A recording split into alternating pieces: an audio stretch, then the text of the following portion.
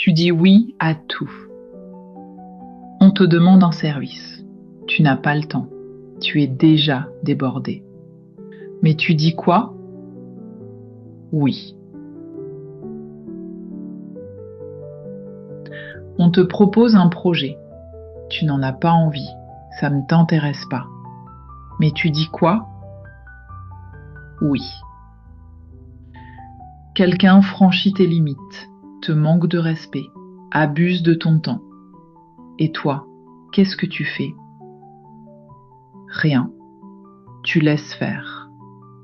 Parce que dire non, ça te met mal à l'aise. Ça te fait sentir coupable, égoïste, méchant. Alors tu dis oui, encore et encore, jusqu'à l'épuisement. Mais les stoïciens, eux, ils savaient dire non.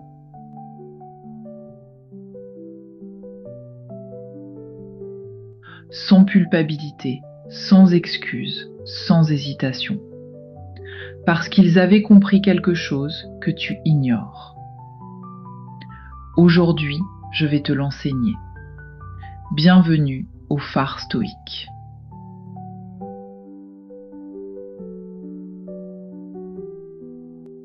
Partie 1. Pourquoi dire oui te détruit? Pourquoi tu dis oui à tout? 3 raisons. Tu as peur d'être rejeté. On t'a conditionné depuis l'enfance. Sois gentil, ne fais pas de vagues, fais plaisir. Alors dire non, ça te donne l'impression d'être méchant. Tu penses, si je refuse, ils vont me détester, me rejeter. Faux. Les gens qui te rejettent parce que tu poses des limites, ce ne sont pas des gens que tu veux dans ta vie. Tu cherches l'approbation. Dire oui, ça te fait sentir utile, important, apprécié. Regarde, je suis gentil, j'aide tout le monde, aimez-moi. Mais voilà le piège. Plus tu dis oui, plus on te demande, et moins on te respecte. Parce que les gens respectent ceux qui se respectent. Raison 3. Tu n'as pas de priorité claire. Si tu ne sais pas ce qui est important pour toi, tout devient prioritaire. Et tu dis oui à tout. Résultat, tu vis la vie des autres, pas la tienne. Tu es épuisé, frustré, débordé. Et au fond, tu le sais. Dire oui à tout, c'est se dire non à soi-même. Voilà ce que les stoïciens ont compris. Partie 2. Ce que les stoïciens disaient sur le non. Marc Aurèle était empereur de Rome, l'homme le plus sollicité du monde. Tout le monde voulait quelque chose de lui, des faveurs, du temps, de l'attention, du pouvoir. Et Marc Aurèle écrivait dans son journal « Si ce n'est pas un oui absolu, c'est un non ».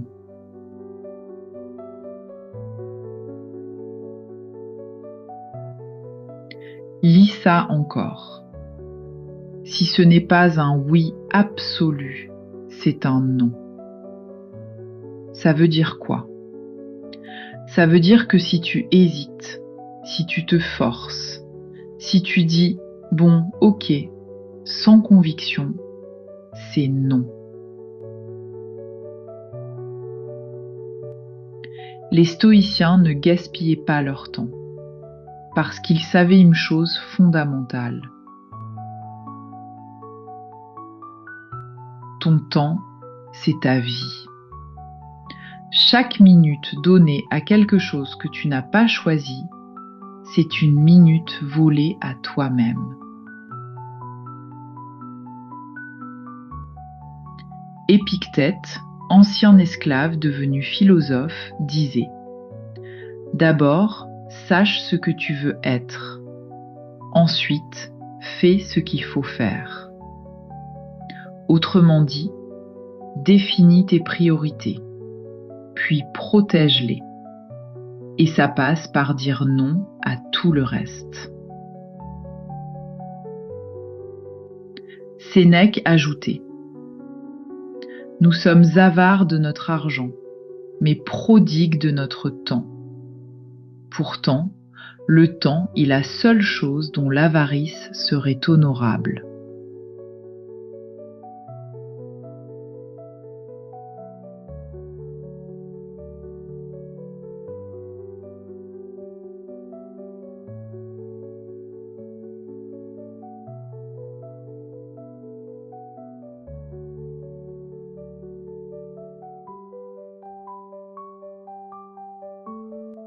Partie 3.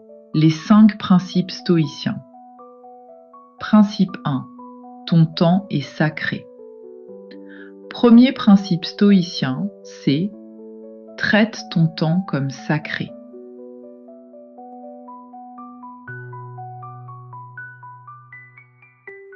Marc Aurèle écrivait « Ne te laisse pas distraire, garde ton cap ». Ça veut dire quoi concrètement ? Avant de dire oui ou non à quelque chose, demande-toi. Est-ce que ça sert mes priorités ? Est-ce que ça me rapproche de qui je veux être ? Si je dis oui, à quoi je dis non par défaut ? Si la réponse est non, non et à mes propres projets, alors c'est non. Simple.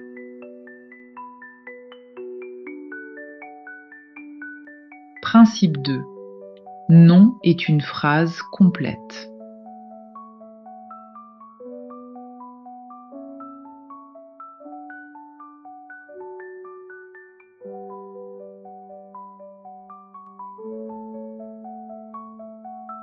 Non, c'est suffisant.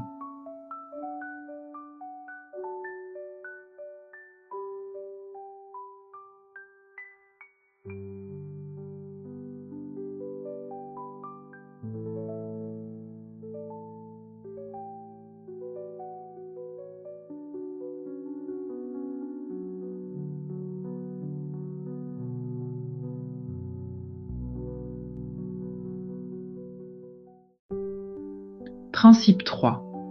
Pas d'excuses, pas de justification.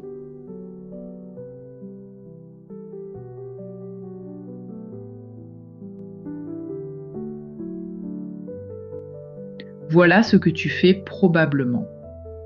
Oh, désolé, j'aimerais vraiment, mais tu vois, j'ai ce truc, et puis aussi cet autre machin, et en fait, je suis super débordée en ce moment, et stop.